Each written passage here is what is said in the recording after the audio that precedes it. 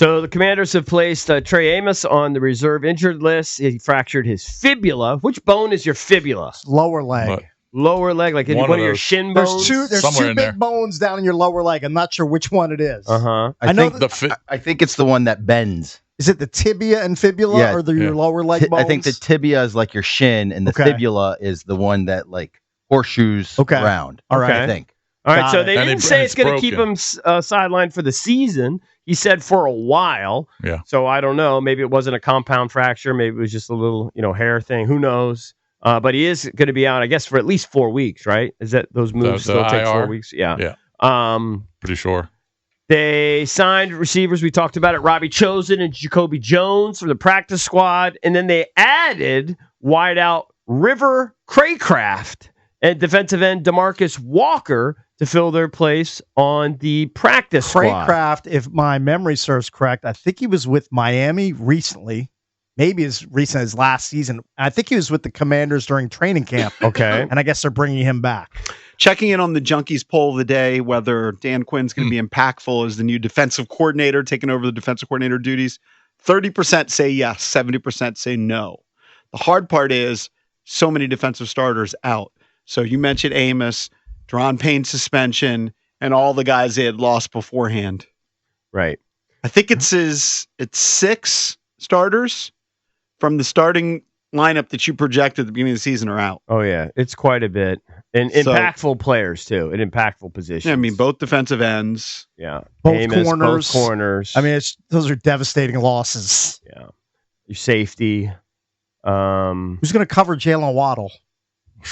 Better triple team him. I mean, that's going to be a tough cover. Well, again, those drawing guys that assignment at best can cover him for a few seconds. They gotta get pressure. Get after Tua. You gotta find a way, and you gotta bring extra guys. You gotta do whatever it takes. Such a small issue because they got blasted by the Lions and have lost, 5 in a row. But I did see you tweeted that you thought Noah I was the slowest kick returner you'd ever seen. Well, I mean, have you ever seen? He takes these long strides, and I didn't notice it when I was watching the game. Oh, very deliberate. He did have one big return early, which kind of shocked me. We got it out to about the 50 or 45 or something. I was kind of stunned, but yeah, really long strides, very slow and deliberate. I just was stunned. That's the best that we could come up with. I mean, I really was stunned. They're down to the nubs. You see who they're calling up at wide receiver? That's all they got. They got no other options. I know. I mean, it's a thankless job, but man. It is a pretty cursed year where you bring in somebody like Treylon Burks. Yeah. And basically trying to resurrect his career. Mm-hmm. And then he flashes, and then he's out. Right. I mean, it's just unbelievable. He's just cursed. The nature of NFL football. These guys get beat up every single week. I know, but I do think we've taken more than our share. Like, we're way making up for, getting off scot-free last year for the most part.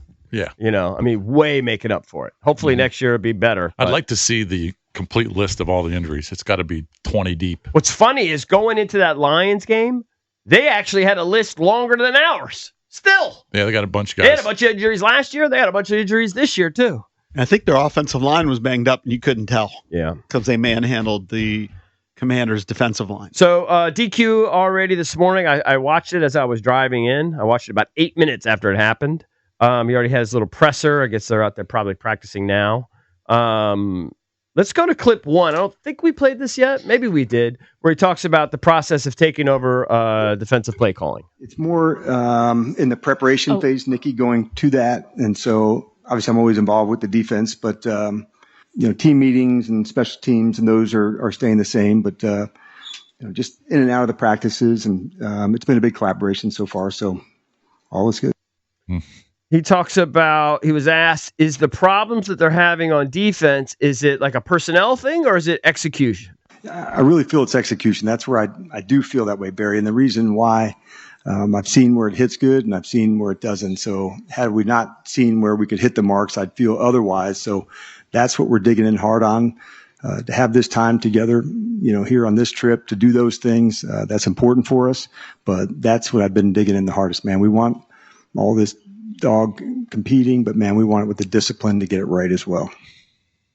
I mean, he can't throw the roster under the bus. He's not going to say we're not good enough. He's not going to say we don't have enough good enough players on the team. Probably not. But I do think, like as JP mentioned, you can point to certain instances where they have had good execution, and you just need to see it more consistently. It hasn't been there all season. Let's do one more clip. Let's talk about where he's asked about the changes. You know, can they make changes that overcome all of the injuries they've had? I think you can. You want the continuity. That's what you're talking about also, John. So on offense, in the passing game, you know, the alignments, the route depths, just the different timing with different players and how that can go. Defensively, you want to make sure, you know, who's into these spots, that their communication with the other players can get heightened and do that quickly and do it fast. And that's what we intend to do.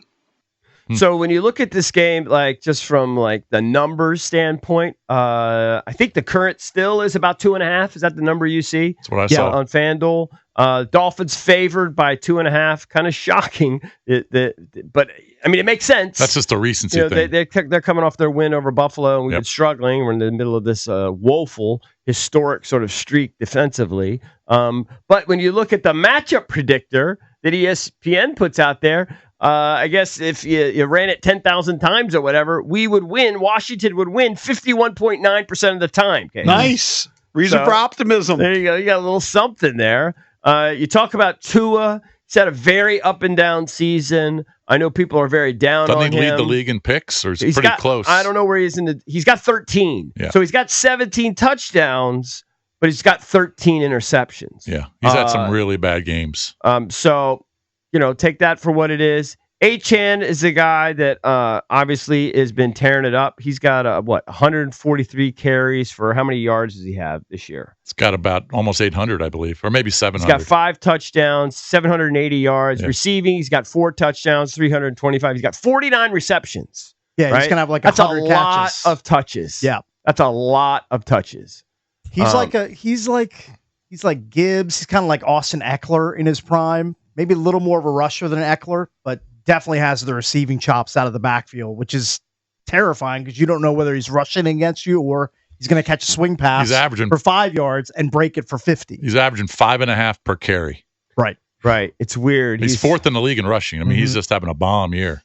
Now, not touchdown wise, and but he's explosive. Like he can take it to the house at any point.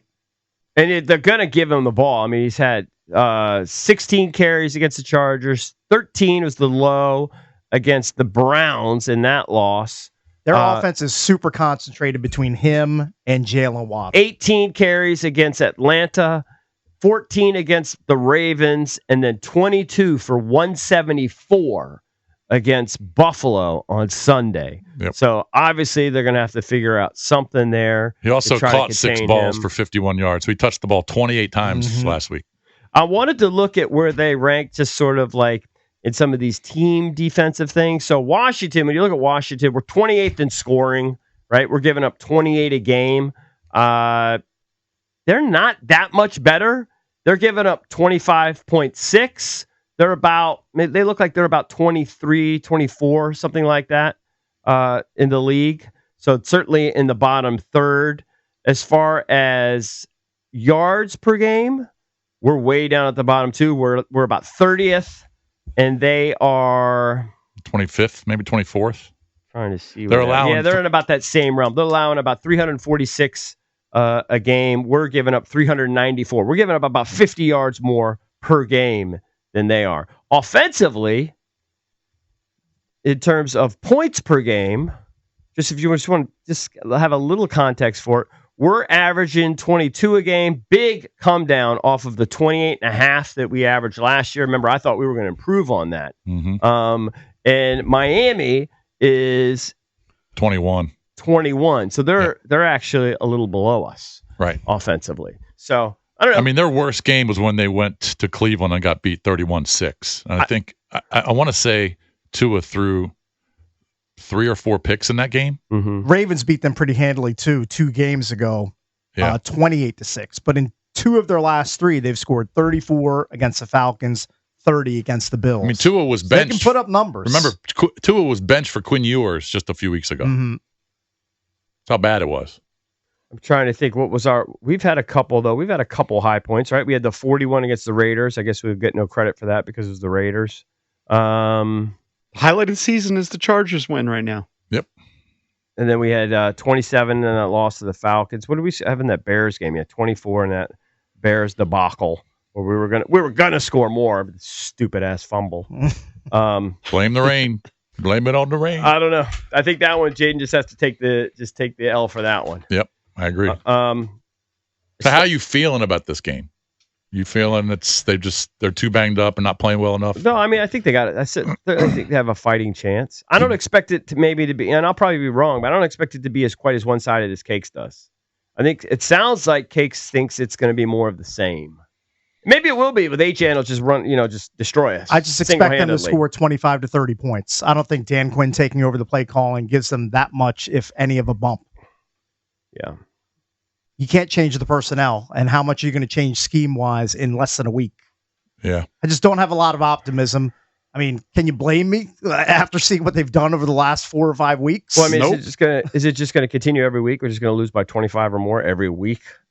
I mean, at some point they'll turn it around. I don't know I just don't know if this is the week. I think this might be the week, just because I'm not. Do theory? Well, just I think that Tua can hurt you, but he also can help you. So it might be the right guy. Yeah, if you get after him, it might be the right guy. See, that's I don't think they're going to get after him to the point where they're going to move him off his spots enough to really affect him. Dude, all you have to do is raise your hands up. The guy's like 5'8". Raise your hands up, deflect it. Impede his vision. Well, Buffalo wasn't able to do it. No. Yeah, the Buffalo, of all the scores that I was watching last week, that game was the most befuddling. Pretty surprising that they got smoked. Just knocked out a lot of people out of survivor pools. Just absolutely stunned by it. Yeah, I wonder how many people are still in Circa. I have to look it up. I haven't looked at it for weeks. Waddle has been pretty good the last few weeks, too. I mean, Tyreek got hurt, so he's the number one guy, but he's been scoring. He scored 2 in the last 3 weeks. He had 7 catches for 84 yards and a touchdown this past week. Currently in Circa Survivor, there are 1,000 entries left. Wow. And they started with, I think, 18,000. So 17,000 entries gone in 10 weeks. Last weekend, the Panthers and Bills knocked out the most people. 490 fell with the Panthers and 261 entries gone. What's each entry worth now? The implied value per entry right now is $18,718. Wow. Good Lord. Still 1,000 left to muddle through, though. Yep. All right, got to take a break. When we come back, let's touch the people. Do they think this move of Joe Witt back to the booth and Dan Quinn taking over the defensive play calling and taking over as defensive coordinator is going to make an impact? Do you like the move? So hold on. What if they play better defensively but still lose? Well, that's an impact if they play better defensively. I think they're going to play a little bit better. 1-800-636-1067. Do you like this move where Quinn has demoted Joe Witt? A lot of people wanted him fired. He's been demoted. He's back to the booth, and Dan Quinn has taken over as defensive coordinator. 1-800-636-1067.